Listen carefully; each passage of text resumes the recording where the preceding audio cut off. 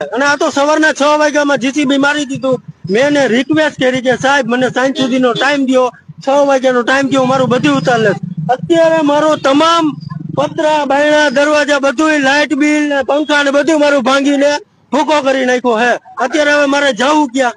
તેની પાસે ભીખ માંગવી મારે? મને કોણ ભીખ દે હે? અત્યારે મારી વેદના કોઈ સમજે છે કે નાનો માણસ ગરીબ માણસ જાય ક્યાં? મોટા મોટા માણસો ને ગરીબ માણસો નું જુલારવું હોય કે દુનિયામાં કોઈ ગરીબ નું છે નહીં? ગરીબ માણસ ને જીવનનો અધિકાર ન હોય ને તેને ગોળી મારી દો બધા ગરીબ ને. અમારી વેદના તો સમજો તમે. મેં ટીપે ટીપે ભેગું કરી અને આ બધું મેં વસાવ્યું છે અને તમે તાત્કાલિક જીસીબી મારી દો તો એનો કોઈ મિનિંગ છે? અત્યારે મારો તમે વિડીયો ફેરવો તમ તારે મારા મકાન નો મારો બધો સામાન ભાંગી તોડી નાખ્યો. કેટલા બાળકો છે? મારે 2 બાળકો, એક દીકરી ને એક દીકરો.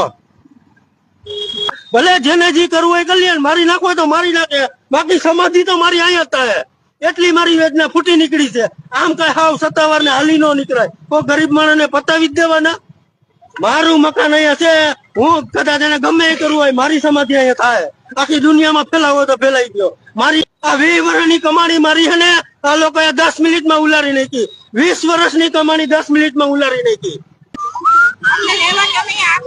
અમને ગમે આશરો દ્યો રેવા, અમારે કાઈ નથી જોતું, અમારે રૂપિયા નથી જોતા, અમને ખાલી રેવા આટલું રાખ આશરો ગમે યા દઈ દ્યો, અમને કાઈ નથી જોતું. અમારે ક્યાં જાવું નાના છોકરા લઈને?